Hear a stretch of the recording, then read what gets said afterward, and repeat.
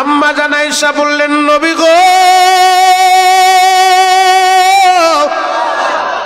ইমামের মুসাল্লায় আপনি যেই জায়গায় দাঁড়াই ইমামতি করেন গো নবী ওই জায়গায় দাঁড়াইয়া আমার বাবা আবু বকর ইমামতি করে এই দৃশ্যটা দেখা মনে হয় আপনার ভালো লাগে নাই আপনি মনে হয় কষ্ট পাইছেন নবী আমার বাবা কেন আপনার ওই জায়গায় দাঁড়াইল আমার নবী বললেন না রে আয়েশা না আমি এই জন্য কাঁদি না রে আয়েশা তাহলে কেন আপনি কান্না করেন গো নবী আমার নবী বললেন আয়েশা রে সব কান্না কিন্তু কষ্টের কান্না না কিছু কান্না আছে আনন্দের কান্না ও আয়েশা এই নামাজের লাইগা আমি তায়েফে মার খাইছিলাম রে আয়েশা এই নামাজের দাওয়াত দিতে যাইয়া আমি উহুদে মার খাইছি রে আয়েশা এই নামাজের দাওয়াত দিতে আমি যখন তায়েফের ময়দানে গেছিলাম রে আয়েশা আমি গুনাহগার গত 2 মাস আগে ওই তায়েফের ময়দান থেকে আসছি বাবা আমার আল্লাহ যতবার মক্কা মদিনা নিছে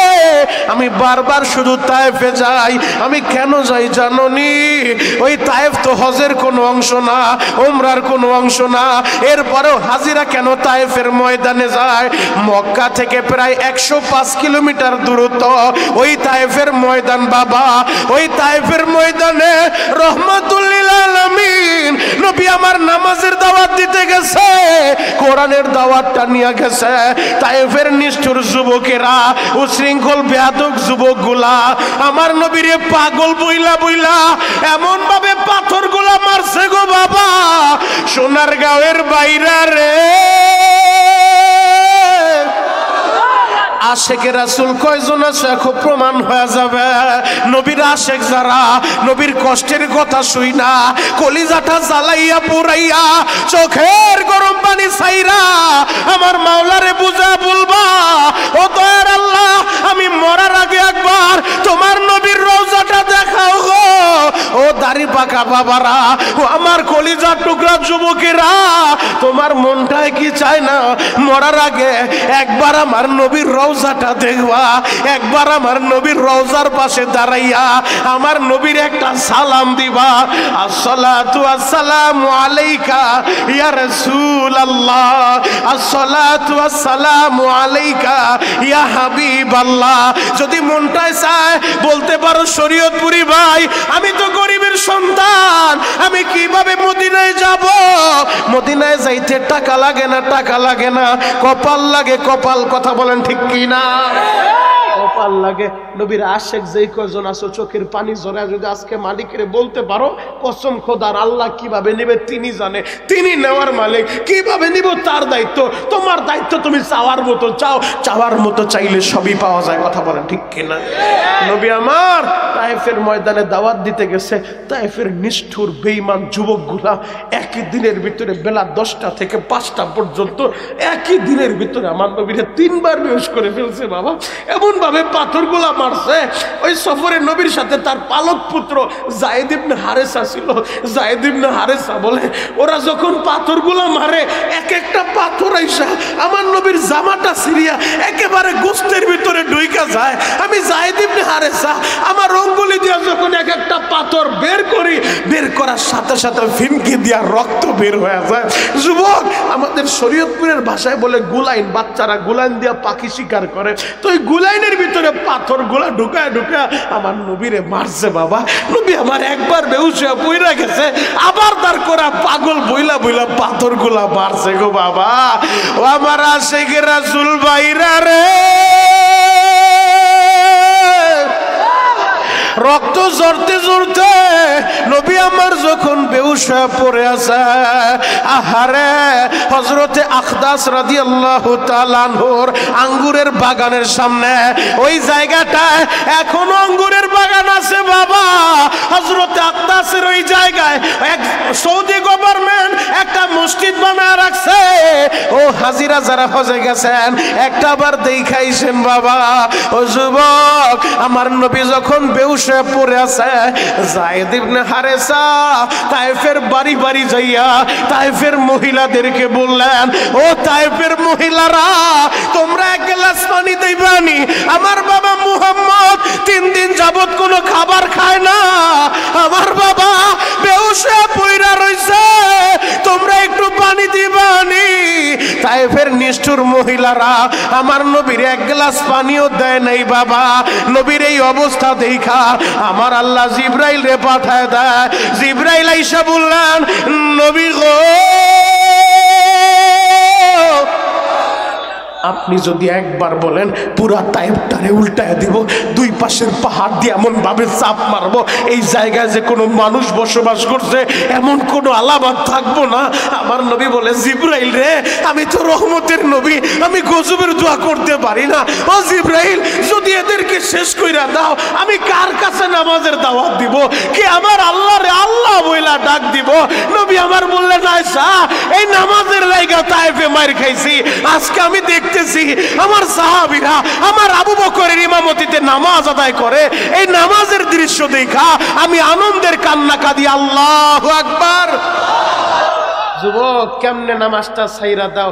আমার নামাজের কথা বলতে বলছে তাই বয়ানের শুরুতে বইলা যায়। যুবক, কেমনে নামাজটা ছাইরা দাও? পবিত্র কোরআনে একবার দুইবার না 82 বার 82 জায়গায় আমার আল্লাহ বলে, আকিমুস সালাহ, বান্দা নামাজ কায়েম করো, সালাত কায়েম করো।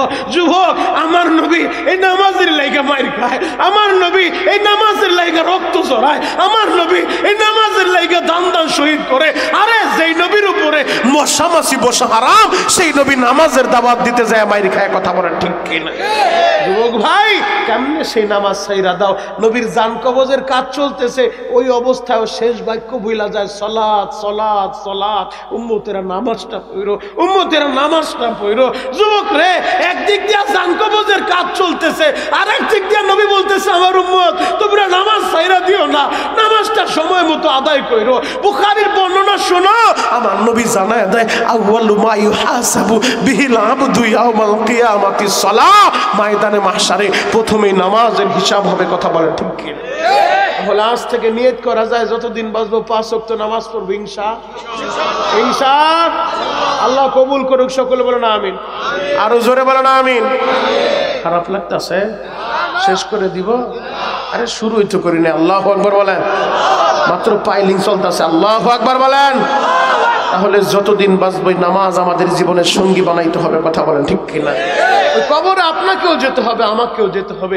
যেই কথাটা বলছিলাম, চর শফিকা কবরবাসীর আত্মার মাগফিরাত কামনায় আজকের এই জান্নাতের মেলা মিলাইছেন। যুবক, এত সুন্দর জান্নাতের মেলা মিলাইছো, ওই কবরে তোমারও যাইতে হবে। নবীজি থাকতে পারে নাই, তুমি কেমনে থাকবা? আমার নবী যখন অসুস্থ, মৃত্যুর আগ মুহূর্তে নবীজি যখন পাত্রের ভিতরে হাত ভিজায়, চেহারার ভিতরে মাসে করে, হঠাৎ করে ঘরের দরজায় মালাকুল মউত আজরাইল দাঁড়ায় গেছে। বাপ, মালাকুল মউত আজরাইল দাঁড়ায় গেছে। নবীর পাশে তার কলিজার টুকরা ফাতেমা বসে আছে, তার বিবি আম্মা জান আয়েশা বসে আছে। আমার নবী বললেন, ফাতেমা রে, দেখো তোমার ঘরের দরজায় কে আছে, দরজাটা খুইলা দাও। ফাতেমা ঘরের দরজা খুইলা দৌড়ে আসছে। বাবা, যে ঘরের দরজার সামনে দাঁড়াইছে তারে তো চিনি না, চেহারাটা চিনা যায় না, মনে হয় না মক্কা মদিনার কোনো মানুষ হবে। নবীর মালাকুল মউত রে তো ফাতেমা দেখার কথা না, কিন্তু আমার নবী যে বলছে দেখো ঘরের সামনে কে দাঁড়ায় আছে।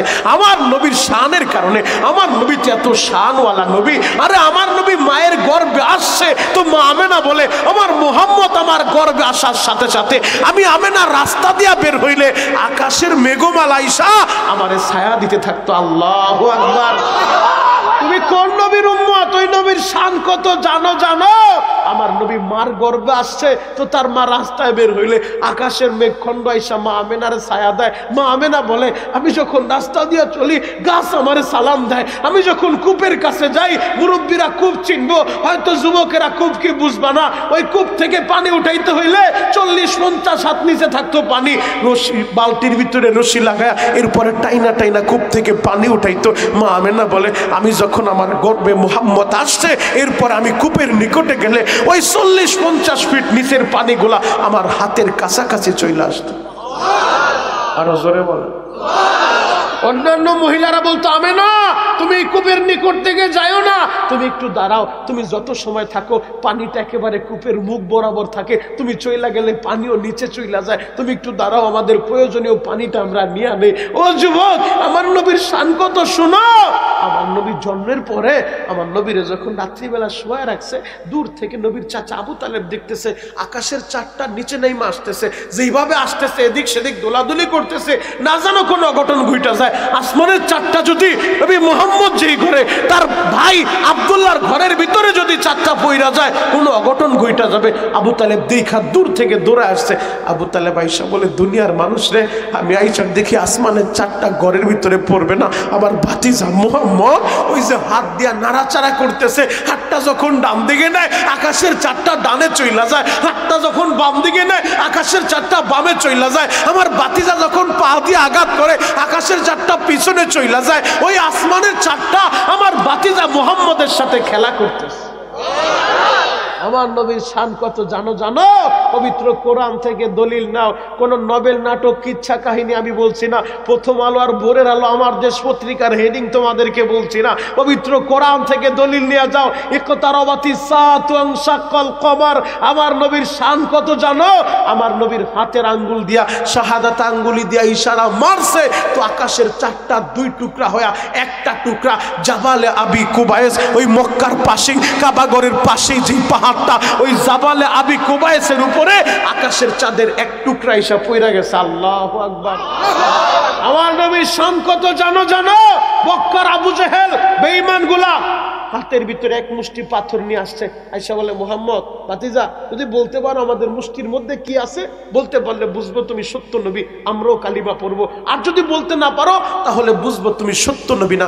আমি জিজ্ঞেস করি সভাপতি সাহেব, সেক্রেটারি সাহেব, প্রধান অতিথি সাহেব, আমি যদি তার কাছে বলি, বলেন তো হাজী সাহেব মুষ্টির ভিতরে কি আছে, হাজী সাহেব বলতে পারবে না? আপনি আমাকে জিজ্ঞেস করলে আমি বলতে পারবো? আমিও তো বলতে পারবো না। তো বেঈমানগুলা মুষ্টির ভিতরে পাথর নিয়ে আসছে, আয়েশা আমার নবীরে বলতেছে, আমার নবী কি গায়েবের মালিক? আমার নবী গায়েব জানেন না, গায়েব জানেন কে? আরো জোরে বলেন কে? গায়েবের মালিক আমার আল্লাহ। আল্লাহ ছাড়া গায়েবের খবর তো কেউ জানে না। তো আমার নবীর কাছে যখন প্রশ্ন করছে, আমার নবী বললেন, চাচা যদি ব্যাপারটা এমন হয় আপনার মুষ্টির ভিতরে কি আছে, আমি না বইলা যেই জিনিসগুলা মুষ্টির ভিতরে রাখছেন ওই জিনিসগুলাই যদি বইলা দেয় যে তারা কি, তাদের পরিচয় ওরা নিজেরাই যদি দেয়া যায়, তাহলে ব্যাপারটা কেমন হয়? আবু জাহেল বলে, বাতিজা তাহলে ব্যাপারটা তো আরো চমৎকার হয়, যে আমার মুষ্টির ভিতরে কি আছে এগুলা কথা বলবে। হ্যাঁ ঠিক আছে তুমি বলো। এবার আমার নবী যখন বিসমিল্লাহ বলে ইশারা করছে, ইশারা করার সাথে সাথে আমার নবীর শান কত জানো? আমার নবী ইশারা করছে, আমার আল্লাহ ওই আবু জাহেলের মুষ্টির ভিতরে পাথরের কণার জবান খুইলা দিচ্ছে, পাথরগুলা চিৎকার মাইরা আমার নবুর নবুয়াতের, আমার নবীর রিসালাতের সাক্ষ্য দিতেছে, আশহাদু আল্লাহ ইলাহা ইল্লাল্লাহ ওয়া আশহাদু আন্না মুহাম্মাদার রাসূলুল্লাহ। পাথরগুলার জবান আল্লাহ খুইলা দিছে। আবু জাহেল চিৎকার মাইরা বলে, কিরে আমার মুষ্টির ভিতর থেকে পাথর দিয়ে কথা বলে, তারাও বলে আমার নবী সত্য নবী। আমার নবীর শান কত জানো? আরে আমার নবীর সাথে গুইসা বাইসা কথা বলে, আমার নবীর নবুয়তির স্বীকারোক্তি একটা গুইসাপ দেয়া যায়। আমার নবীর শান কত জানো? আমার নবীর সাথে বনের হরিণী কথা বলে, আমার নবীর সাথে উট কথা বলে। আমার নবীর শান কত জানো? আমার নবীর প্রেমে পড়িয়া, আমার নবীর বিরহ বেদনায় একটা মরা খেজুর গাছ পর্যন্ত কান্না করে। আল্লাহু আকবার। আমার নবী মসজিদে নববীতে, নবী যখন হিজরত কইরা মক্কা ছাইরা মদিনায় গেছে, মদিনায় যাওয়ার পরে প্রথম কিন্তু আমার নবী সর্বপ্রথম যে মসজিদ নির্মাণ করছে সেটা হলো কুবা মসজিদ। ইসলামের ইতিহাসে নবী যখন মক্কা মদিনায় ঢুকার আগেই কুবা পল্লীতে কয়েকদিন ছিলেন, এই কয়েকদিনের ব্যবধানে নবী ওই জায়গায় একটা মসজিদ প্রতিষ্ঠা করছে, যেই মসজিদের নাম কুবা মসজিদ। আল্লাহু আকবার। এই মসজিদের ফজিলতটা কি? এই মসজিদের ফজিলত হলো যারা বাসা থেকে ওযু কইরা যায় কুবা মসজিদে শনিবার 2 রাকাত নামাজ আদায় করবে, আমার আল্লাহ তাদেরকে কমপ্লিট একটা কবুল উমরার সওয়াব দান করবে। আর জোরে বলে যারা যান নাই আল্লাহ যেন জীবনে একবার যাওয়ার তৌফিক দান করে, আর যারা গেছে বারবার যাওয়ার তৌফিক দান করে। দোয়াগুলো ভালো না খারাপ? আল্লাহু আকবার বলেন। আর জোরে বলেন আল্লাহু আকবার। আমার নবী যখন মসজিদে নববীর ওই জায়গায় এসে মসজিদে নববী আবার নির্মাণ করলেন, মসজিদে নববীতে নবীজি জুমার দিন খুতবা দিতেন একটা মোরা খেজুর গাছের সাথে হেলান দিয়া। তো এই দৃশ্যটা দেখা একজন মহিলা তার বাড়িতে একজন খাদেম ছিল, গোলাম ছিল, যে কাঠের কাজ ভালো জানতো। তো ওই মহিলাটা এসে বলতেছে, নবীজি আপনি তো একটা খেজুর গাছের সাথে হেলান দিয়া জুমার দিন খুতবা দেন, আমার বাড়িতে একটা কাঠ মিস্ত্রি আছে আমার গোলাম, আপনি যদি আমার একটা অনুমতি দেন আমি একটা মিম্বার বানায় দিতাম। এই যে বর্তমান আপনাদের হুজুররা, খতিব সাহেবরা যে 3 থাকওয়ালা যে মিম্বারে বৈশাখ খুতবা দেয়, এই মিম্বার 3 থাকওয়ালা মিম্বার। মহিলা বললেন, আপনি অনুমতি দিলে আমার বাড়িতে কাঠ মিস্ত্রি আছে, আমি কাঠ দিয়ে একটা মিম্বার বানায় দিব। নবীজি বললেন ঠিক আছে। মহিলাটা এবার সুন্দর করে মিস্ত্রি দিয়া একটা নতুন মিম্বার বানায় নিয়ে আসছে, মসজিদে নববীতে নবীজিরা হাদিয়া দিছে। নবী এখন জুমার দিন ওই নতুন মিম্বারে, কাঠের মিম্বারে দাঁড়ায় খুতবা দিতেছে, বয়ান করতেছে। হঠাৎ কইরা এই যে আমি এখন বয়ান করতেছি, অতিথি ভাইরা বসে আছে, উলামায়ে কেরাম বসে আছে, এখন পিছনে যদি কোনো বাচ্চা কাঁদে আপনারা সবাই শুনবেন কি শুনবেন না? তো নবীজিও খুতবা দিতেছে, সবাই মুসল্লি যারা সবাই লক্ষ্য করতেছে, বাচ্চার একটা গুনগুন বাচ্চার মতো কান্নার আওয়াজ আসতেছে। কিরে কান্নার আওয়াজ কোত্থেকে আসে? সবাই লক্ষ্য করে দেখে আওয়াজটা আসতেছে ওই মোরা খেজুর গাছের ভিতর থেকে। এই দৃশ্য দেখে আবু বকর যায় কিন্তু কাজ হয় না, উমর যায় কাজ হয় না। আমার নবী বললেন তোমরা গেলে কাজ হবে না, আমাকেই যেতে হবে। নবী আমার ওই খেজুর গাছের কাছে গেলেন, আমার আল্লাহ খেজুর গাছের জবান খুইলা দিছে। আল্লাহু আকবার, আরো জোরে বলেন আল্লাহু আকবার। খেজুর গাছটা চিৎকার মাইরা মাইরা কান্দে আর বলেন, নবীজি আপনার বিরহ বেদনা আমি সইতে পারি না গো নবী। নবী গো আপনি নতুন মিম্বারে দাঁড়ায় খুতবা দেন, আমি আপনারে বলবো না নতুন মিম্বার চাইরা আবার আমার কাছে আইসা খুতবা দেন। নবী গো আপনার বিরহ আমি সইতে পারি না। ইয়া রাসূলুল্লাহ, ইয়া হাবিবাল্লাহ, নবীজি আপনি একটু আল্লাহর কাছে দোয়া করেন আমি যেন জান্নাতে যে আপনার কাছাকাছি থাকতে পারি। আল্লাহু আকবার। সোনারগাঁওয়ের বাইরা রে, ওই মরা খেজুর গাছ আমার নবীর বিরহ বেদনা সইতে পারে না, এই জন্যই গাছটারে মসজিদে নববীর ওই জায়গায় দাফন কইরা দিছে। ওই জায়গায় যেই পিলার উঠাইছে ওই পিলারের উপরে এখনো নামটা লেখা আছে, উস্তুনে হান্নানা। ও আমার হাজী সাহেব বাবাজিরা যারা মদিনায় গেছেন গো, উস্তুনে হান্নানা ওই খুঁটিটা এখনো মসজিদের নববীতে দাঁড়ায় আছে। যুবক আমার নবীর শান কত, ওই শানওয়ালা নবী যখন বলছে ও ফাতেমা, দেখো গেটের সামনে কে দাঁড়ানো আছে। ফাতেমা যায় দেখে যেই চেহারার মানুষ, এই চেহারার লোক তো মক্কা মদিনার হওয়ার কথা না। আয়েশা বলে, বাবা গো যে দাঁড়ায় রয়েছে তারে তো চিনি না, কিন্তু ঘরে ঢোকার পারমিশন চাই, আমি তারে কি বলবো? নবীজি বললেন, মা তারে অনুমতি দিয়ে দাও, তবে এটা দুনিয়ার কোনো মানুষ না রে মা, এটা হলো মালাকুল মউত আজরাইল রে মা। ও মা এই লোকটা যার ঘরের দরজার সামনে দাঁড়ায় যায় তার দুনিয়ার সময় শেষ হয়ে যায় রে মা। ও মা তারে অনুমতি দিয়ে দাও, মেয়ে তো বাবার জন্য পাগল। ফাতেমা কান্দে আর বলে, বাবা গো আবার বুঝতে আর বাকি নাই গো বাবা, 1 সপ্তাহ যাবত তুমি অসুস্থ, তুমি মসজিদে যাইতে পারো না। ও বাবা এই 1টা সপ্তাহ হয়ে গেল তুমি ইমামের মুসাল্লায় দাঁড়াইতে পারো না, আর এই মুহূর্তে আমাদের ঘরের দরজায় মালাকুল মউত আজরাইল দাঁড়ায় গেছে। বাবা গো আমি বুঝতে পারছি তোমার নিয়ে যাইবো গো বাবা, আমি তার অনুমতি দিব না। আমার নবী বললেন, ফাতেমা তুমি যদি অনুমতি নাও দাও রে মা, আমার আল্লাহ তারে সেই পারমিশন দিয়া রাখছে দুনিয়ার কারো কাছে যাইতে তার অনুমতি লাগে না রে মা, এটা তোমার বাবার সম্মান, বাবার সম্মান। ও মা তারে তুমি অনুমতি দিয়া দাও। এবার মালাকুল মউত আজরাইল যখন ঘরের ভিতরে ঢুকছে গো বাবা, ও আমার সোনারগাঁওয়ের বাইরা রে, মালাকুল মউত আজরাইল নবীর কাছে আইসা আমার নবীরে সালাম দেয়। আমার নবী বললেন, একটু অপেক্ষা করো, আমি জিবরাইলের সাথে কথা বলি। জিবরাইল এবার জানায় দেয়, নবীজি আমার আল্লাহ জানায় দিছে আপনি অনুমতি দিলে জান কবজের কাজ করবে, আপনি থাকতে চাইলে হায়াত বাড়ায় দিব। আমার নবী বললেন, জিবরাইল রে হায়াত যে বাড়ায় দিব তারপরে কি হবে? বলে এরপরেও মরতে হবে। ইন্নাকা মাইয়িতু ওয়া ইন্নাহুম মাইয়িতুন। নবী গো আপনিও মরণশীল, এরাও মরণশীল, কেউ থাকতে পারবে না এই পৃথিবীর, কেউ বাঁচতে পারবে না, আসমানেরও কেউ থাকতে পারবে না, একজনই মাত্র বাকি থাকবেন, তিনি কে? আরো মোহাব্বতে বলেন তিনি কে? গলা ফাটা ডাক দেন না, ইয়া আল্লাহ। এ পৃথিবীর কেউ থাকতে পারবে না, শুধুমাত্র আমার আল্লাহ বাকি থাকবে। সেই কথাই তো আল্লাহ জানায় দেয়, কুল্লু মান আলাইহা ফান ওয়া ইয়াবকা ওয়াজহু রাব্বিকা যুল জালালি ওয়াল ইকরাম। সব ধ্বংস হয়ে যাবে, এ পৃথিবী ধ্বংস হয়ে যাবে, পাহাড়গুলো ধ্বংস হয়ে যাবে, সোনার গাঁয়ের বাইরা রে, বাকি থাকবে একমাত্র আমার আল্লাহ। ও যুবক, সেই কথাটা আমি বুঝাইতে চাই, তুমিও থাকতে পারবে না, আমিও থাকতে পারবো না, অতিথি ভাইরাও থাকবে না, আজকের মাহফিলের সভাপতিও থাকবে না, এই মসজিদের ইমাম সাহেবও থাকবে না। কবরে তো আমাদেরকে যাইতেই হবে। কে নিয়ে কবরে যাইবা? ওই কবরে যাওয়ার আগে আল্লাহরে বন্ধু বানা যাও, ওই কবরে যাওয়ার আগে নবীরে বন্ধু বানায় যাও। ওই কবরে গেলে আল্লাহরে পাইবা, নবীরে পাইবা। কথা বলেন ঠিক কিনা? গেলে কবরে গেলে মদিনার নবীরে পাইবা। যুবক, যেই নবী পুরাটা জিন্দেগি উম্মতের লাইগা কাঁদছে, যেই নবী এখনো পর্যন্ত রওজায় আথারে শুয়া এই উম্মতের লাইগা কান্দে, যেই নবী মাকামে মাহমুদে হাসরের ময়দানে মাকামে মাহমুদে সিজদায় পড়ে উম্মতের লাইগা কানবো, এই উম্মতের মুক্তির লাইগা, উম্মতের জান্নাতে নেওয়ার লাইগা কখনো মিজানের পাল্লার কাছে, কখনো পুলসিরাতের কিনারায়, কখনো হাউজে কাউসারের কিনারায় পাগলের মতো দৌড়াইতে থাকবে। একটা উম্মত যেন জাহান্নামে না যায়। আল্লাহু আকবার। আরো জোরে বলেন আল্লাহু আকবার। খারাপ লাগতেছে? আরো জোরে বলেন। শেষ করে দিব? শেষ করে দিই। আল্লাহুম্মা আমিন। চলবে? চলবে? চলবে? কতক্ষণ? সারা রাত? সারা রাত থাকবে? সবাই থাকবে? সবাই থাকবে?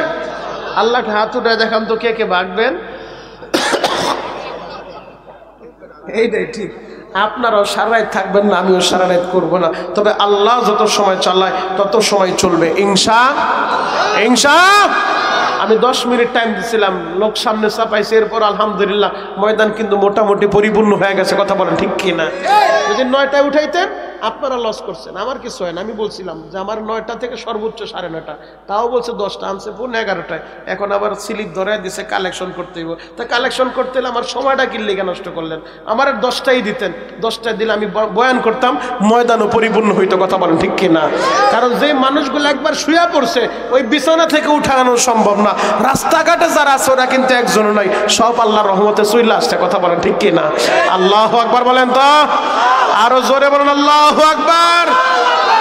সামনেতে আমারে দাওয়াত দিলে আমারে সর্বোচ্চ 9:30, 9টা থেকে 9:30 দিবেন, এরপরে যত সময় আল্লাহ চালাইলে চলবে। কিন্তু ইনশাআল্লাহ যেই সময়গুলা যুবকেরা দোকানপাটে ঘোরাফেরা করে, ওই সময় আমার উঠাইলে একটা কাজ হবে, যুবকগুলা জান্নাতের সামিয়ানায় আসবে। আর যদি যতই দেরি করেন, যারাই যে এখন আসছে, আমার রাইতে 1টা বাজে উঠাইলে এই লোকগুলার চাপতো না, এরা বাড়িতেই ঘুরতো আর বাহির দিয়ে ঘোরাফেরা করতো। কথা বলেন ঠিক কিনা? আল্লাহু আকবার বলেন তো। তাহলে একটা আয়াতে কারিমা আপনাদের সম্মুখে আমি তেলাওয়াত করছি, এই আয়াতকে সামনে নিয়ে কিছু সময় আলোচনা করবে, এরপর ইতি টানবে ইনশাআল্লাহ। পবিত্র কোরআনের 3 নম্বর পারা থেকে 13 নম্বর পৃষ্ঠা সূরাতুল আল ইমরানের 31 নম্বর আয়াতটা আপনাদের সামনে পড়ছি। এখন আবার তেলাওয়াত করব, চিৎকার মাইরা আল্লাহু আকবার বলে আমার আল্লাহরে খুশি করতে পারবেন তো ইনশাআল্লাহ? আমার আল্লাহ বলেন, কুল ইন কুনতুম তুহিব্বুনাল্লাহ। আল্লাহ বলেন, নবীজি দুনিয়ার মানুষের বলে দেন, তাদেরকে জানায় দেন, যারা আমি আল্লাহরে ভালোবাসতে চাই, ফাত্তাবিউনি ইউহিব্বুকুমুল্লাহ, আগে যেন আপনারে ভালোবাসে, আপনার ইত্তেবা অনুসরণ করে। আল্লাহু আকবার। তার মানে আল্লাহরে ভালোবাসতে চাইলে আগে নবীরে ভালোবাসতে হবে। কথা বলেন ঠিক কিনা? তো নবীরে তো আমরা সবাই ভালোবাসতে চাই। আমাদের দেশে আশেকে রাসূলের কিন্তু অভাব নাই। কথা বলেন ঠিক কিনা?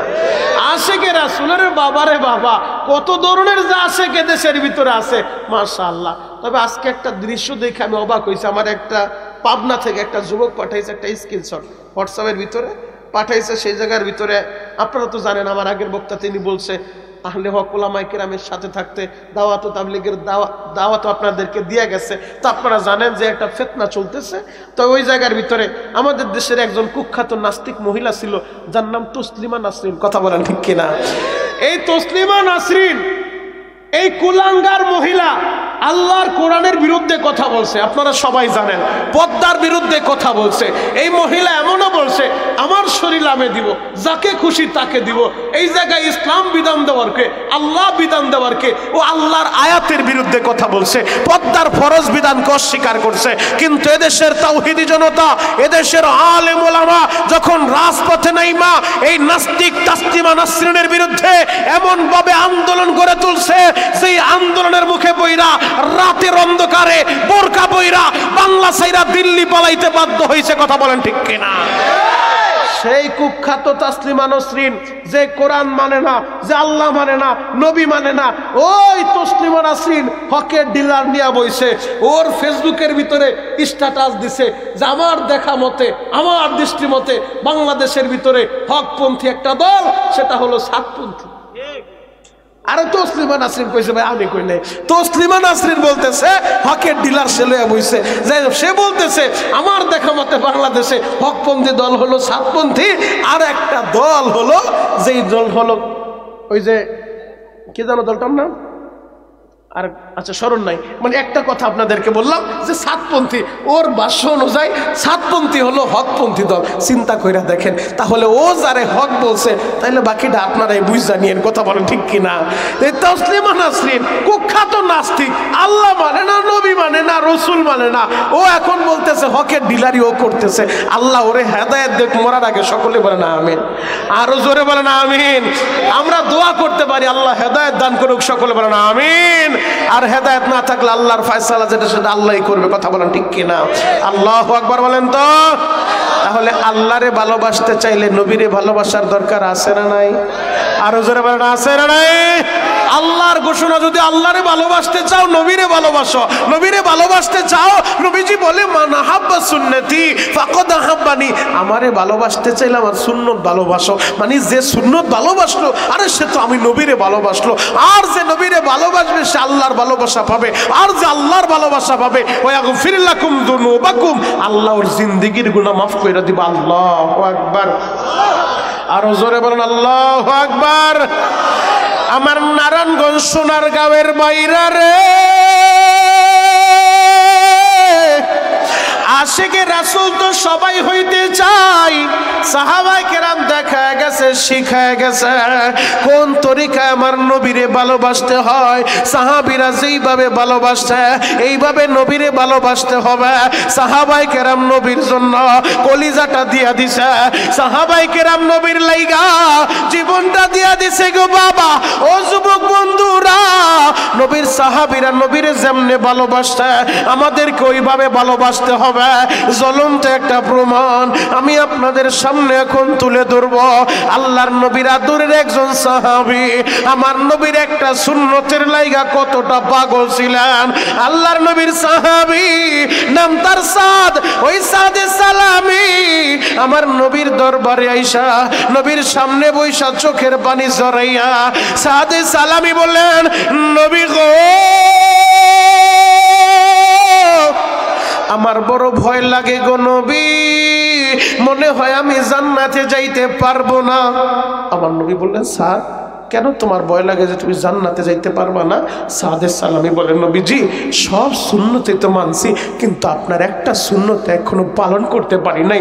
এই সুন্নতের ভয়ে আমার দিলের ভিতরে ভয় লাগতেছে, আমি মারা গেলে না জানি আবার জাহান্নামে চইলা যাই। নবীজি বললেন, সাদ কোন সুন্নত পালন করতে পারো নাই? সাদে সালামি বলেন, নবীজি আপনি বলছেন আন নিকাহু মিন সুন্নতি, বিবাহ করা আমি নবীর সুন্নত। নবী গো আমি তো বিয়েটা এখনো করতে পারি নাই। নবীজি বললেন, বিয়ে করতে পারো নাই তো বিয়ে করবা, ভয়ের কি আছে? সাদে সালামি বলেন, নবীজি আপনি কি জানেন না আমার পেটে খাবার নাই, বাড়িতে ঘর নাই, আমার চেহারা ভালো না, আমার বডির সাইজ ভালো না, কে আমার কাছে মেয়ে বিবাহ দিবে? এই মদিনায় কেউ আমার কাছে মেয়ে বিবাহ দিবে না, আমার কপালে বিয়ে নাই নবী, আমার কাছে কেউ মেয়ে দিবে না। যদি মেয়ে না দেয় আমি বিয়ে করব কিভাবে? আমি সুন্নতটা পালন করব কিভাবে? এজন্যই তো আমার ভয় হয়, মনে হয় এই সুন্নতটা আমি পালন করতে পারবো না। আমার নবী উম্মতের কতটা দরদি জানো?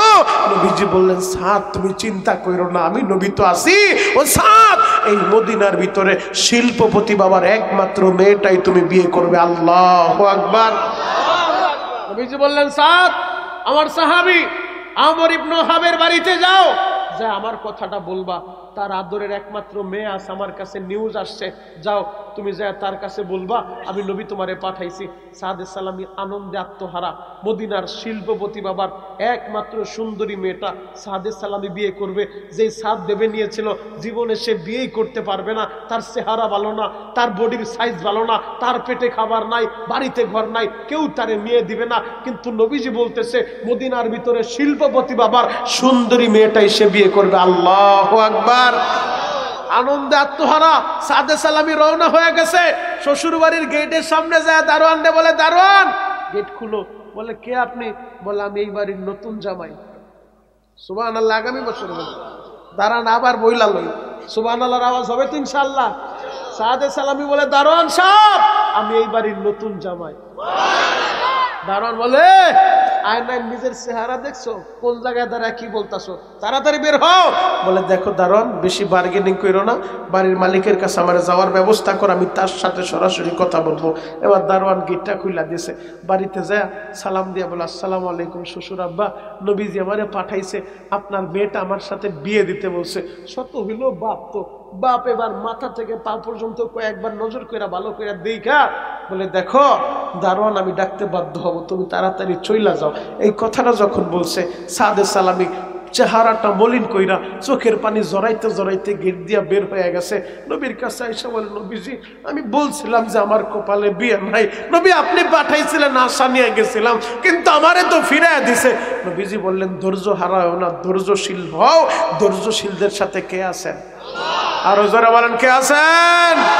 ইন্নাল্লাহা মা'আস সাবিরিন, ধৈর্যশীলদের সাথে আমার আল্লাহ আছে। নবীজি বললেন, স্যার তুমি অপেক্ষা করো। হঠাৎ করে এদিক দিয়া সাদে সালামিদের তো পাঠায় দিছে।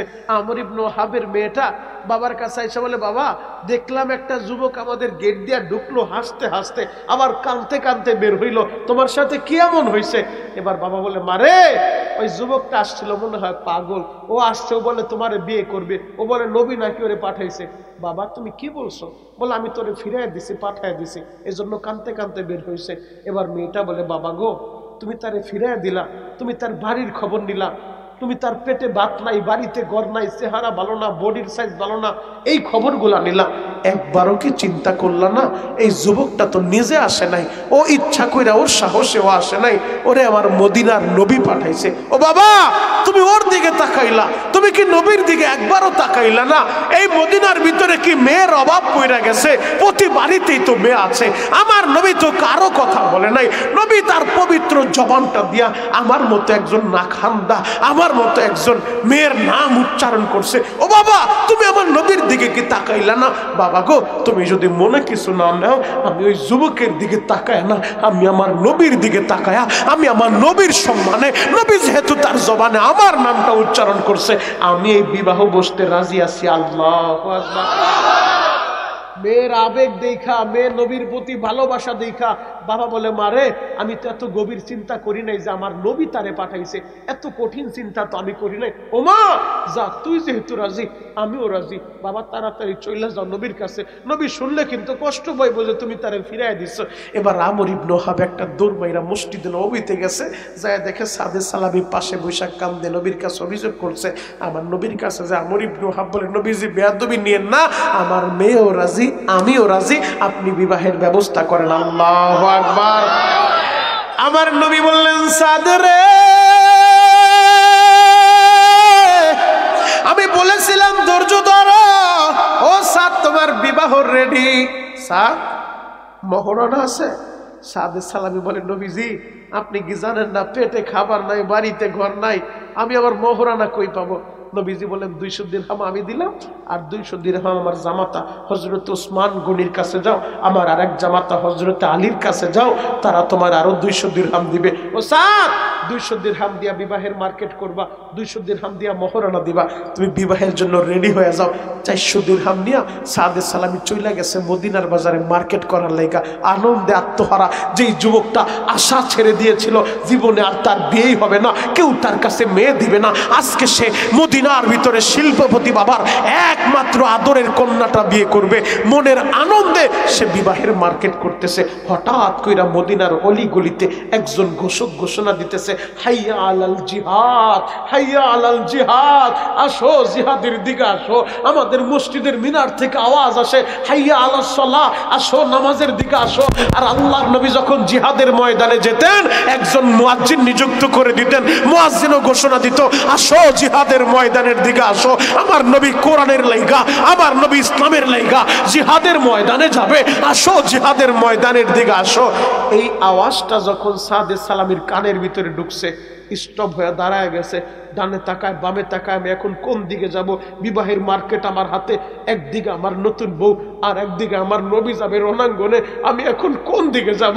আমি কি নবীর সাথে রণাঙ্গনে যাব নাকি নতুন বিয়ে করার লাইগা আমি বিবাহের আসরে বসবো? আমি এখন কোন দিকে যাব? সাদে সালামি চিন্তা ভাবনা কইরা সাদে সালামি সিদ্ধান্ত নিয়া নেয়, এই দুনিয়ার বউ আমার লাগবো না, আমার নবী যাইব রণাঙ্গনে যুদ্ধের ময়দানে আর আমি যাব বিবাহের আসরে। এটা হতে পারে না, আমিও আমার নবীর সাথে জিহাদের ময়দানে যাইতে চাই, রণাঙ্গনে যাইতে চাই। সোনারগাঁওয়ের বাইরে রে সাদে সালামি একটা দরমাইরা মদিনার বাজারে যাইয়া দোকানদার রে বলে, দোকানদার ভাই আপনার দোকানে কি তরবারি আসেনি, যুদ্ধের পোশাক আসেনি?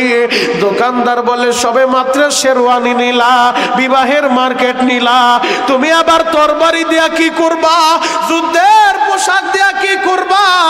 সাদে সালামি বলে, দোকানদার ভাই কোনো প্রশ্ন করা যাবে না, আমার বিবাহ লাগবে না, আমার মার্কেট গুলা ফিরে নেন, আমার একটা তরবারি দেন, আমার যুদ্ধের পোশাক দিয়া দেন, যুদ্ধের পোশাক দিয়া দেন। 200 দিরহাম দিয়া তরবারি, যুদ্ধের পোশাক কিনিয়া বাকি টাকা দিয়ে একটা ঘোড়া কিনছে, কালো কাপড় দিয়া পুরা চেহারাটা পেঁচাইছে। কারণ সাদ জানে আমার নবী দয়ার নবী, উম্মতের দরদি নবী, নবী যদি দেখে ও বিয়ে না কইরা রণাঙ্গনে ছুটছে, নবী কোনোদিন তার অনুমতি দিব না। আমার নবী তো উম্মতের দরদি নবী, এজন্য সাদে সালামি কালো কাপড় দিয়া পুরা চেহারা ভালোভাবে পেঁচাইছে, শুধু চোখ দুইটা দেখা যায় যেন নবী তারে চিনতে না পারে। এবার সাদে সালামি চেহারা কালো কাপড় দিয়া ডাইকা মুসলমানের সাথে রণাঙ্গনে ছুটে গেছে। বাবা রণাঙ্গনে যায় যুদ্ধের ময়দানে যাইয়া নবীর আশেক হযরত সাদে সালামি যুদ্ধ করতে করতে একটা পর্যায়ে আহত হয়ে যখন পড়ে আছে, বাবা যুদ্ধ যখন শেষ হয়ে গেছে, আমার নবীর জামাতা হযরত আলী নবীর কাছে আইসা বললেন, নবী গো একটা যুবক যারে আমরা চিনি না, কালো কাপড় দিয়া চেহারাটা ঢাকা, শুধু চোখ দুইটা দেখা যায়, মুসলমানের কাতারে দাঁড়াইয়া বেঈমানদেরকে কচুকাটা করছে গো নবী। ওই যুবকটা আহত হইয়া ময়দানের এক কর্নারে পইরা আছে। ইয়া রাসূলুল্লাহ, ইয়া হাবিবাল্লাহ, নবীজি আপনি একটু তার কাছে যাবেন নি? আমার নবী রওনা হয়ে গেছে। দূর থেকে নবী তাকায় বলে, ও সাহাবীরা তোমরা কি তারে চিনো না? আরে ওইটা তো আমার সাদ। আল্লাহু আকবার। অন্যান্য সাহাবীরা বলে, নবীজি সাদ এই জায়গায় কোত্থেকে আসবে? ও তো বিবাহের আনন্দে নতুন বিয়ে করার লাইগা গেছে, শিল্পপতি বাবার একমাত্র বিয়ে করবে, ও তো বিয়ে করতে গেছে। আমার নবী বলে, না, আমার সাদের দিলের ভিতরে আমি নবীর প্রতি এতটাই মোহাব্বত, এতটাই ভালোবাসা, আমার ভালোবাসার সামনে ওই নারীর ভালোবাসা কুলায় নাই। আমার সাদ আমারে ভালোবাসা রণাঙ্গনে ছুটে আসে। নবী দৌড়া তার কাছে যাইয়া আমার নবী নিজে মাটিতে বইসা আহত সাদে সালামির মাথাটা নবীর কোলের উপরে রাইখা দিছে। অন্যান্য সাহাবীরা বলে সাদ রে তুই কত খুশনসিব রে সাদ, যেই সাদের মাথা গুজার মতো বাড়িতে কোনো ঘর ছিল না, সেই সাদ আমার নবীর কোলের ভিতর আল্লাহ তার মাথা গুজার ব্যবস্থা কইরা দিছে। আল্লাহু আকবার। আমার নবীর কোলে বৈশা সাদ কান্দে আর বলে নবী গো আমি যদি এখন মইরা যাই আমার আল্লাহ কি আমারে জান্নাত দিব নবী? আমার নবী বলেন সাদ রে তুমি যদি এখন মারা যাও তুমি তো শহীদ হইবা, আর তুমি শহীদ হইলে আমার আল্লাহ তোমারে বিনা হিসাবে জান্নাত দান করব, বিনা হিসাবে জান্নাত দিব। সাদে সালামি বলেন নবী গো এই পৃথিবীতে আমার মা নাই গো নবী, এই পৃথিবীতে আমার বাবা নাই নবী গো, আমার মাথা গোজার মতো কোনো জায়গা ছিল না, শেষ মুহূর্তে আপনার কোলটাই আমার আল্লাহ আমার মাথা গোজার জায়গা বানায় দিল নবী। নবীর সাথে কথা বলতে বলতে হঠাৎ কইরা সাদে সালামি আর কথা বলে না গো বাবা, দুনিয়া থেকে চইলা গেছে। আমার নবী সাদের দিকে তাকাইয়া কিছু সময় চোখের পানি জড়াইলেন, এরপরে চেহারা ঘুরাইয়া আমার নবী মুস্কি মুস্কি হাসি দিলেন। হযরত ওমর বললেন নবী গো কিছুই তো বুঝলাম না, সাদ ইন্তেকালের পরে আপনার কোলে মাথা রাইখা শেষ নিঃশ্বাস ত্যাগ করার পরে আপনি চোখের পানি জড়াইলেন, আবার চেহারা ঘুরাইয়া কেন মুস্কি মুস্কি হাসকেন গো নবী? আমার নবী বললেন ওমর রে আমার সাদ যখন মারা গেছে সাদের বিরহ বেদনায় আমি চোখের পানি জড়ায় কান্না করলাম, হঠাৎ কইরা নজর করে দেখি আহারে ফেরেশতারা আমার সাদের জান্নাতে নেওয়ার লাইগা ওই জান্নাতের হুলগিলমান গুলা এমন ভাবে দৌড়ে আসতেছে, ওই জান্নাতের হুরেরা আমার সাদের জান্নাতে নিয়ে যাওয়ার লাইগা, জান্নাতে নিয়ে যাওয়ার লাইগা। ওমর রে সাদ যে জান্নাতে যাইব এই জন্য মুস্কি হাসলাম, আর চেহারা কেন ঘুরাইছি জননী? বলে কেন ঘুরাইলেন? ওই হুরেরা এমন ভাবে দৌড়াদৌড়ি করতেছিল আমি নবী লজ্জায় আমার চেহারা ঘুরায় নিলাম। ও যুবক বন্ধুরা দিলের কানটা লাগাইয়া আমার কথাগুলো শুনে যাও। আমি জানি না তোমাদের কার মা নাই, আমি জানি না তোমাদের কার বাবা নাই রে ভাই, এই কবরেই তো কার বাবারে যেন মাটি দিছ, এই কবরেই তো কার মায়ের যেন মাটি দিছ, চোখের গরম পানিটা দিয়া এখন ওই মার কথাটা স্মরণ কইরা, এখন ওই বাবার কথাটা স্মরণ কইরা আমার আল্লাহর দরবারে দরখাস্ত দাও, মালিকের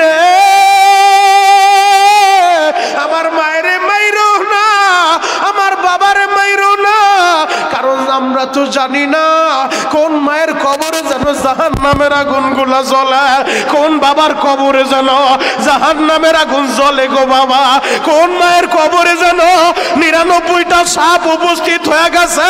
ও যুবক বন্ধুরা আমার নবী বলছে আমি বলি নাই, কবরের দুইটা অবস্থা হবে, আল কবরু রাউযাতুম মিন রিয়াজিল জান্নাহ আও হুফরাতুম মিন হুফারিন নার, কারো কবর জান্নাতের বাগান হবে, কারো কবর জাহান্নামের গর্ত হয়ে যাবে। ও আমার যুবক বন্ধুরা, ও আমার সোনার গায়ের ভাইরা রে, যদি গুনাহ নিয়ে ওই কবরে তুমি যাও রে ভাই, ওই কবরের দুই পাশের মাটি এমন জোরে চাপ মারবো এক পাজরের হাড় আর এক পাজরে ঢুকা দিব, যদি গুনাহ নিয়ে ওই কবরে যাও রে বাবা, ওই কবরের ভিতরে জাহান্নামের সাপগুলা উপস্থিত হয়ে যাইব, পুরা বডিটা পেঁচাইয়া পেঁচাইয়া এমন ভাবে চোপ মারব, এক চোপের ভিতরে 70 হাত মাটির নিচে দাবায়া দিব, আবার টান মাইরে উপরে উঠাইয়া আবার কলিজার ভিতরে আঘাত করব। ও যুবক বন্ধুরা এই জন্য ওই কবরে নেক আমল লাগবে, ওই কবরের নেতার পরিচয় কাজ হবে না, বংশের পরিচয় কাজ হবে না, ওই কবরে লাগবে নেক আমল। কথা বলেন ঠিক কি না? যাদের মা মারা গেছে বাবা মারা গেছে চোখের পানি জড়ায় কাঁদেন আল্লাহ মায়ের মাফ করো বাবারে মাফ করো, ফেরেশতারা সরাসরি সম্প্রচার করবে তোমার মা বাবার কবরে। আব্দুর রহিমের মা আব্দুল করিমের বাবা তাকায় দেখো তোমার ছেলেটা মাহফিলে বৈশা বৈশা তোমার জন্য কান্দে। কোনো মা হারা বাপ হারা সন্তান যদি মা বাবার কথা স্মরণ কইরা চোখের গরম পানি চাইরা দিয়া বলে রব্বির হামহুমা কামা রব্বায়ানি সগীরা, আল্লাহ আমার মায়েরে মাফ করো, বাবারে মাফ করো। সন্তান চোখের পানি ছাড়তে দেরি করে, আল্লাহ মা বাবারে মাফ করতে দেরি করে না। আল্লাহু আকবার, আরো জোরে বলেন আল্লাহু আকবার। যদি আল্লাহরে ভালোবাসতে চাও, নবীরে ভালোবাসতে হবে। নবীরে ভালোবাসতে চাও তো মা বাবার খেদমত করতে হবে। আমার নবী বলছে হুমা জান্নাতুকা ওয়া নারুকা। ও যুবক, তোমার মা তোমার জান্নাত, তোমার মা তোমার জাহান্নাম। যুবক রে, আজকে যুব সমাজ মাহফিল দিছো, আমার যুবক ভাইরা ক্লান্ত পরিশ্রম করছে, তোদের পা দুইটা আগায়, আমি তোদের পা ধরতে রাজি আছি ভাই, কোনদিন মার মনে কষ্ট দিস না। বর্তমান যুব সমাজ নেশা কইরা ইয়াবা খায়া যুব সমাজ ধ্বংস হয়ে যাচ্ছে। মুরব্বীদেরকেও সম্মান করে না, এমনকি নিজের মাকে ঘর থেকে বের করে দেয়। যে বাবা দুঃখ মিয়া, এই যুবকের লাইগা, তোরে মানুষ করার লাইগা এই শীতের সময় বাবা পরের ফ্যাক্টরিতে কামলা দিছে রে ভাই। আজকে তুই টাকার মালিক, তোর টাকার গরমে এলাকায় মানুষ তোর কাছে বিরতে পারে না। ও সোনারগাঁওয়ের যুবক শোন, আজ থেকে 20 বছর 30 বছর আগে এত টাকা তোমার ছিল না। তোমার বাবা পরের ফ্যাক্টরিতে কামলা দিছে, তোমার বাবা রিক্সা চালাইছে, ভ্যান চালাইছে, দিন মজুরের কাজ কইরা তোমার বাবা তোমার লেখাপড়া করাইছে। আজকে লেখাপড়া কইরা টাকার মুখ দেখা অনেক কপাল পরা মা বাবারে চিনে না। কথা বলেন ঠিক কিনা? হয়তো আপনাদের এলাকায় নাই, আপনার এলাকা তো নারায়ণগঞ্জে সব আল্লাহর ওলি। আমি আমার শরীয়তপুরের কথা বলি, শোনো, আমার শরীয়তপুরের একটা কথা তোমাদেরকে বলে যাই। কপাল পোড়া, কপাল তো জাতির এমনি এমনি পড়ে না রে ভাই। আহারে ভাই, যুবক বসে বসে বসে, খারাপ লাগতেছে? তাহলে দোয়া করে যে আল্লাহুম্মা আমিন। না হাত তুলেন আল্লাহুম্মা আমিন। তাহলে হেরা উঠলো কিন্তু আর যাওয়া যাইব না। মাত্র 5টা মিনিট সময় আমার দেন, এক নজরে তাকায় থাকেন, চোখের পানি জড়ে এখন শুধু কাঁদবেন ভাই। আমি এই ভাইদের জন্য দোয়া করি, এরা যুবক মানুষ, এদেরকে যদি আল্লাহ ইসলামের জন্য কবুল করে, এই যুব সমাজ যদি কোরআনের পক্ষে দাঁড়ায় যায়, এমন কোন ডিক্টাচার স্বৈরাচার জন্ম নেয় নাই যে বাংলার জমিনে দাঁড়ায় কোরআনের বিরুদ্ধে কথা বলবো। কথা বলেন ঠিক কিনা? এই যুবকগুলা যদি ভালো হয়ে যায়, যুব সমাজ যদি ভালো হয়, এমন কোন মায়ের পুত নাই এলাকার ভিতরে এই সোনারগাঁও এলাকায় ইয়াবা পাচার করবে। কথা বলেন ঠিক কিনা? এজন্য যুবকদের জন্য দোয়া করা দরকার। আমি দিল থেকে এদের জন্য এই জন্য বেশি বেশি দোয়া করি, কারণ যুবকদেরকে যেন আল্লাহ কোরআনের জন্য কবুল করে নাই, ইসলামের জন্য কবুল করে নাই। চিৎকার মেরে বলেন আমিন। যুবক ভাইরা রে, এ জাতির কপাল তো এমনি এমনি পড়ে না। গত সপ্তাহের একটা নিউজ তোমাদেরকে শোনা যায়। গাজীপুর জয়দেবপুরে পেপার পত্রিকা হয়তো যুবক ভাইরা দেখছে, ফেসবুক ইউটিউবে দেখছে। গাজীপুর জয়দেবপুরে একটা ছেলে রাত 2টার সময় তার বাবারে গাড়ি বইরা নিয়া রাত 2টার সময় হুজুর ধাক্কা মাইরা জঙ্গলের ভিতরে ফালায় দিয়া ছেলে গাড়ি লইয়া চলে আইছে। 3 দিন পর্যন্ত প্রচন্ড শীতের ভিতরে বাবা যখন একটা শীতের কাপড় দেয় নাই, জঙ্গলের ভিতরে 3টা দিন বাবা পইরা আছে। শীতের সময় ঘর থেকে বের হওয়া যায় না। 3টা দিন বাবা জঙ্গলে পড়ে থাকতে থাকতে অসুস্থ হয়ে গেছে, মৃত্যুর দ্বার প্রান্তে চলে গেছে। গাজীপুর জয়দেবপুর থানার ওসি আইসা তারে হাসপাতাল নিয়ে ভর্তি করছে। ওসি সাহেব তারে জিজ্ঞেস করে, বাবা জঙ্গলে কেমনে গেলেন আপনি? তখন বাবাই কান্দে বলে, স্যার আমার ছেলে আমারে নিয়ে আইসা, আমারে বৃদ্ধাশ্রমে দিয়া যাইব। বৃদ্ধাশ্রমের কর্মীরা বলছে আমি যেহেতু অসুস্থ, ট্রিটমেন্ট করে একটু সুস্থ করে দিতে বলছে। স্যার আমার ছেলে আমারে ট্রিটমেন্ট করে নাই, আমারে রাত্রে যখন বাসা থেকে গাড়িতে কইরা নিয়ে আসে, আমি বললাম বাবা এই রাত্রে কই নিয়ে যাও? বলে কোনো কথা বইলো না বাবা, আমারে রাত্রে ওই জয়দেবপুর জঙ্গলের কাছাই না, আমারে ধাক্কা মাইরা জঙ্গলের ভিতরে পালায় দিয়া আমার ছেলেটা চইলা গেল। স্যার এই ছেলের লাইগা আমি নিজে না খায় ছেলেটারে খাওয়াইছিলাম, আমি কষ্ট কইরা কইরা পরের জমিতে কামলা দিয়া আমার এই ছেলেটারে লেখাপড়া করাইছি। আজকে আমার ছেলে টাকার মালিক হইছে, কিন্তু তার বাড়িতে আমার জায়গা হয় নাই। যুবক ভাইরা রে, আমার নবী বলছে তোমার মা তোমার জান্নাত, আমার নবী বলছে তোমার বাবাই তোমার জান্নাত। ও যুবক, মাত্র 5 মিনিট আলোচনা করব, পুরা ময়দানে চোখের পানি দেখতে চাই, এক নজরে আমার দিক। কারণ আমার নবী জানে মা হারা কি ব্যথা, আমার নবী জানে বাপ হারানোর কি ব্যথা, এতিমের মনে যে কত জ্বালা রে ভাই, আমার আল্লাহ ছাড়া কেউ জানে না। আমার নবী এতিমের জ্বালাটা অনুভব করে, কারণ আমার নবী তো জন্মের আগেই বাবা হারাইছে। জীবনে বাবারে বাবা বলতে উঠতে পারে নাই, জীবনে বাবার আদর পায় নাই রে ভাই। আমার নবী জীবনে বাবার কুলে উঠতে পারে নাই। 6 বছর বয়সে বাবার কবর জিয়ারতে যাইয়া ফিরার পথে মায়েরও হারাইছে। আমার নবী মা হারা বাপ হারাইতে সোনারগাঁওয়ের বাইরা রে, এই জায়গায় যারা আছো ওই মায়ের হাত দিয়া মাটি দিছো রে ভাই। এই জায়গায় যারা আছো এই হাত দুইটা দিয়া বাবারে কবরে রাখছো। এখন ওই মা বাবার কথা স্মরণ কইরা চোখের পানি দিয়া মা বাবার লাইগা দোয়া করতে থাকো। তোমাদের পাশেই তো কেরানীগঞ্জ, আমি শরীয়তপুরি কেরানীগঞ্জেই থাকি। ওই কেরানীগঞ্জে আমার 4টা মাদ্রাসা বাবা, আমি নিজে একটা এতিমখানা চালাই। আমি জানি এতিমের মনে কত জ্বালা। ও বাবা মাঝে মধ্যে জাতির কথাটা বলি, মাদ্রাসা বন্ধ হইলে দেখি অনেক এতিম ছেলে বাড়ি যায় না বাপ, ওরা মাদ্রাসাতেই বইসা থাকে। একটা এতিম ছেলের কথা তোমাদেরকে শুনে যায়, এই যে ছেলেটার মতো হবে হেফজখানায় পড়ে, মাদ্রাসা বন্ধ হয়ে গেছে। আমি মাদ্রাসায় যায় দেখি শুধু পাহারাদার দারোয়ান আছে আর একজন শিক্ষক আছে, ছোট্ট বাচ্চাটাও তো বাড়িতে যায় নাই। আমি অফিসে ঢুইকা ছেলেটারে ডাক দিলাম, বাবা সবাই বাড়ি গেছে, তুমি বাড়ি যাইবা না? তোমার বাড়ি কই? যখন বলছি বাড়ি যাইবা না, বাবা সুন্দর মানুষ, চেহারা অন্ধকার হয়ে গেছে, চোখের গোড়ায় পানি টলটল করতেছে, কি যেন বলবে সাহস পায় না। আমি বললাম বাপ তোর ভয় নাই, তুই কি বাড়ি যাবি না? বাড়ি কই বল? বলে হুজুর বাড়ি বরিশাল মেহেন্দিগঞ্জে। তুমি কি বাড়ি যাইবা না? বলে হুজুর আপনি কি জানেন না আমার মা বাইচা নাই, আমার মা নাই, আমি কার কাছে যাব? যার মা নাই ওর তো যাওয়ার জায়গা নাই রে ভাই। মা এমন একটা জিনিস, যেই দিন হারাইবি সোনারগাঁওয়ের যুবক, কসম খোদার সারা দুনিয়া ঘুরবি, মার মতো একটা দরদে কোথাও মিলবে না রে ভাই। আজকে বয়ান শেষ কইরা বাড়িতে যায় দেখবি সবাই ঘুমাইছে, তোর মা কিন্তু ঘুমায় নাই।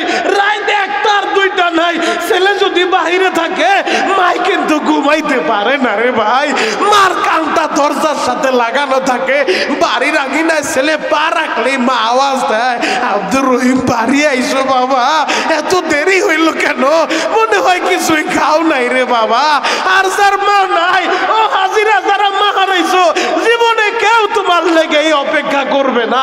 বাড়িতে গেলে বলবে না বাবা এত দেরি হইল কেন, বাড়িতে গেলে বলবে না বাবা কিছু খাইছো নি। সোনারগাঁওয়ের বাইরা রে, মাদ্রাসার ওই ছেলেটা বলে হুজুর আমার মা নাই, আমি কার কাছে যাব? আমি বললাম তোর মা নাই, তোর বাবা তো বাইচা আছে আমি জানি। বলে হুজুর আমার মা যখন মারা গেছে আমার বাবা আর একটা বিয়ে করছে। বিশ্বাস করেন হুজুর ওই সৎ মা আমার মার মতো আমারে ভালোবাসে না, ওই সৎ মা আমার মার মতো আদর করে না।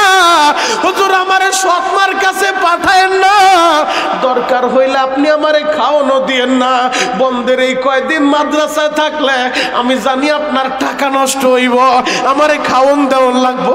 হুজুর আপনি আমারে খাইতে দিয়েন না, দরকার হইলে ওই সিঁড়ির কোটা আমার একটু জায়গা দেন, আমি সিঁড়ির নিচে না খাই শুয়ে থাকবো। এরপর আমি সৎমার কাছে যাব না, ওই সৎমার কাছে আমি যাব না।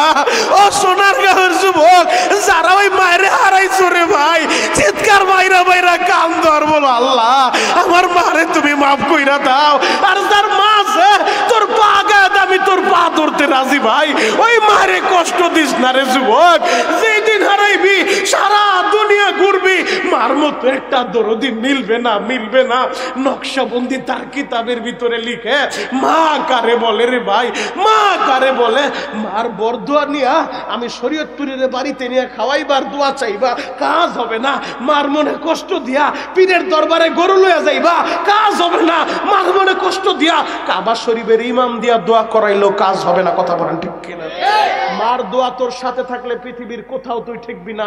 যুবক আমি শরীয়তপুরের কথা শুই না আলেমরা কান্দে, নাবালেক বাচ্চাগুলা কান্দে। কেন কাঁদে জানো?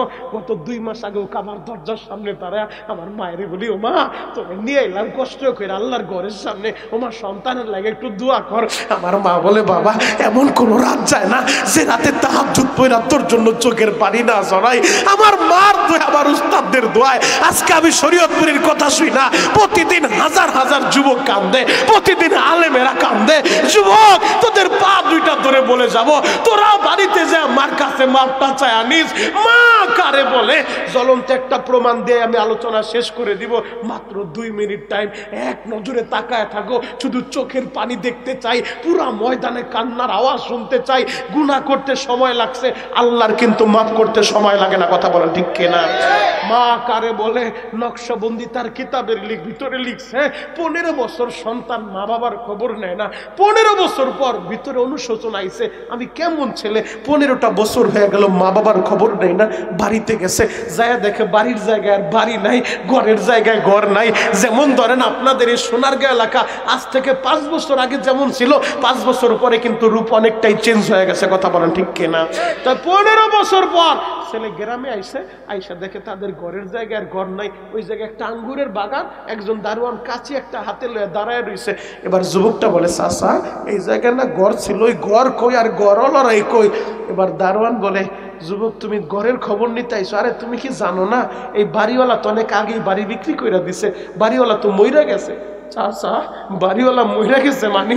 ওর বাবার খবর বলতেছে, বলে এই বাড়িওয়ালা তার একটা ছেলে ছিল, আমি শুনছি, আমি তো ছেলেটারে দেখি নাই তবে শুনছি তার ছেলে তাদের খবর নেয় না। ওই ছেলের লাইগা কানতে কানতে তার বাবা অসুস্থ হয়ে গেছে, তার মায়ে অসুস্থ হয়ে গেছে। অসুস্থ বাবার চিকিৎসার লাইগা বিটা বাড়িটা বিক্রি করছে, এরপরও তার বাবারে বাঁচাইতে পারে নাই, তার বাবাটা মইরা গেছে। এবার যুবক বলে, চাচা গো বুঝলাম মুরব্বী মারা গেছে, তাহলে মহিলা কই? বলে তার মা ছেলের লাইগা কাঁদতে কাঁদতে অন্ধ হয়ে গেছে, এখন বাড়ি বাড়ি ভিক্ষা করে। আর বিকাল হইল ওই বাগানে যে ঝুপড়ি ঘরটা দেখতেছ ওই জায়গায় রাত্রিবেলা আইসা থাকে। দারোয়ান বলে, আমি যদি ওই পোলাটারে কোনোদিন পাই পরে টুকরা টুকরা করে আমি বাগা দিমু। এমন বাপ মারে মানুষ কষ্ট দেয়, এমন মায়ের কি মানুষ কষ্ট দেয়? যুবকটা এখন দারোয়ানের মুখেও যখন বলে তারে পাইলে টুকরা টুকরা করে ভাগা দিব, এবার বলে চাচা গো তাহলে ওই যুবকটার ওই মহিলার আমি কই পাবো? মহিলার সাক্ষাৎটা আমার একটু দরকার। বলে তুমি যাও বাগান বাড়িতে যাও, অপেক্ষা করো। ওই বাগানে যে ঝুপড়ি ঘরটা দেখতেছো বিকেল বেলা হয়তো সে ওই বাগানের ঝুপড়ি ঘরে আসতে পারে, সন্ধ্যা হইলে দেখা পাইলে পাইতেও পারো। এক নজর আমার দিকে তাকায় থাকো, কাঁদতে বলছি যুবক কাঁদবা। এবার কপাল পোড়া যুবক যখন বাগানের দিকে আগায় যায়, ঝুপড়ি ঘরের দিকে যায় দাঁড়ায় রইছে। 15টা বছর মায়েরে দেখে না, মার চেহারাটা আজকে দেখবো রে ভাই। আহারে মা, মা কারে বলে রে ভাই?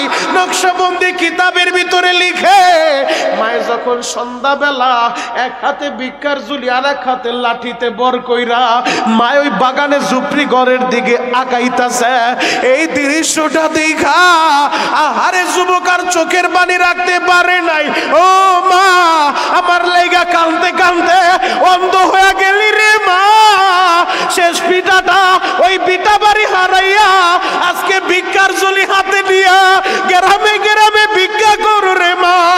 এই দৃশ্য তো কোনো ছেলে সইতে পারে না। ছেলেটা দাঁড়ায় আছে, মায়েরে 15 বছর পরে দেখছে, মা বইলা যে ডাক দিব ওই সাহসও পায় না।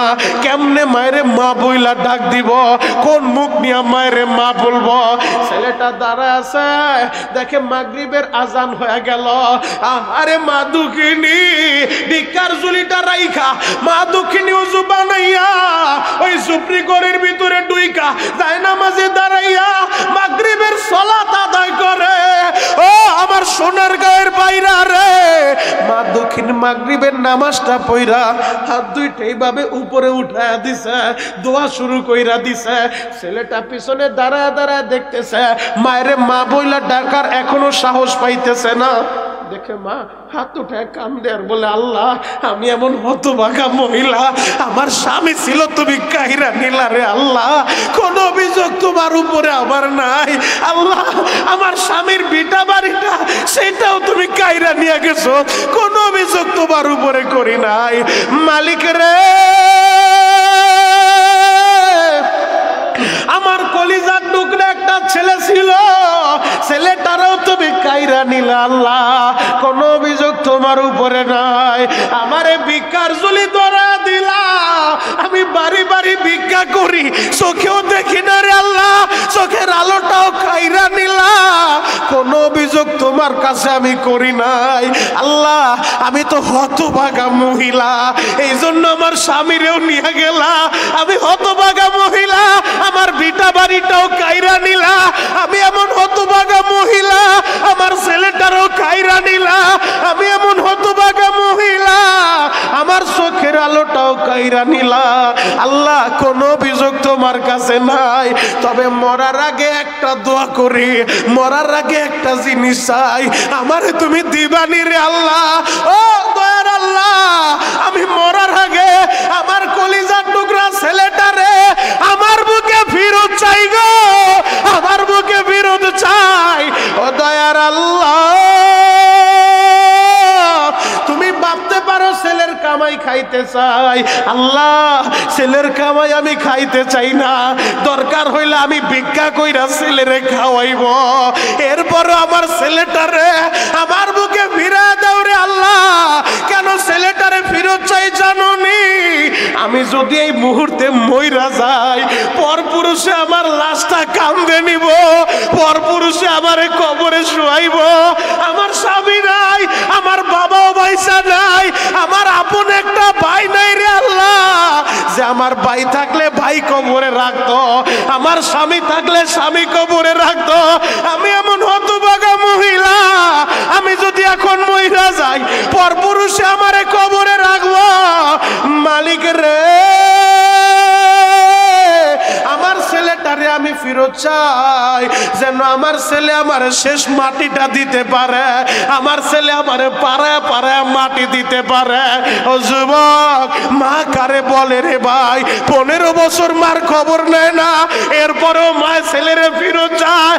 ও সোনার গাঁয়ের বাইরে রে, 15 বছর একটা খবর মার নিল না, এরপরও মা বলে আল্লাহ কলিজার টুকরারে ফিরে দাও। ছেলে যখন দেখে মায় তো আমার লাইগা বরদোয়া করে না, এখনো আমার লাইগা কান্দে, এবার ছেলের একটু সাহস আইছে, ছেলেটা ঘরের ভিতরে যাইয়া পিছন দিক থেকে মায়ের জড়ায় ধরছে। ও মা, আমি তোমার হতভাগা রে মা, আমি কপাল বুড়া রে মা, আমি না বুঝা 15টা বছর তোরে কষ্ট দিছি রে মা, আমি না বুঝা তোর চোখের পানি জড়াইতে জড়াইতে অন্ধ হয়ে গেছো রে মা। ও মা, দেও না আমারে মাফ কইরা। মায়ের ছেলের দিকে গইরা ছেলেরে জড়ায় ধরে চেহারাটা হাতায় দেয়ার বলে, বাবা রে এমন সময় আসলি রে বাবা, এই চোখ দিয়ে আর দেখতে পারলাম না, এমন সময় আমার বুকে আইলি রে বাবা। ও বাবা, স্বর্ণ চোখে তোরে আর দেখতে পারবো না বাবা রে, তোরে আমি কেমনে মাফ করব? তুই তো আমারে কষ্ট দেস নাই, তুই তো বুঝোস না, তুই না বুঝা ভুল করছস। ও বাবা, আমি তোরে কেন মাফ করব না? যুবক, 15 বছরের অপরাধ যদি মা 1 সেকেন্ডে মাফ কইরা দিতে পারে, কসম খোদার। ও যুবক, ও দাড়ি বাঁকা বাবা, কত অপরাধ তুমি করছো, খোদার কসম করে বলি, যদি চোখের পানি দিয়া আমার মাওলারে বুঝা বলতে পারো, আমার আল্লাহ 1 সেকেন্ডের ভিতরে সব গুনাহ মাফ করতে পারে। কথা বলেন ঠিক কিনা? সবাই আসামির মতো হাত দুইটা উপরে উঠে গলা ফাটায় চোখের পানি দিয়া আল্লাহরে ডাকতে থাকেন তো। আল্লাহ, আরো জোরে ডাক দেন, ডাক দেন, ডাক দেন, ডাক দেন, গলা ফাটায় ডাক দেন না আল্লাহ, চোখের পানি দিয়া চিৎকার মাইরা মাইরা ডাক দাও ভাই আল্লাহ, আরো জোরে বলো আল্লাহ।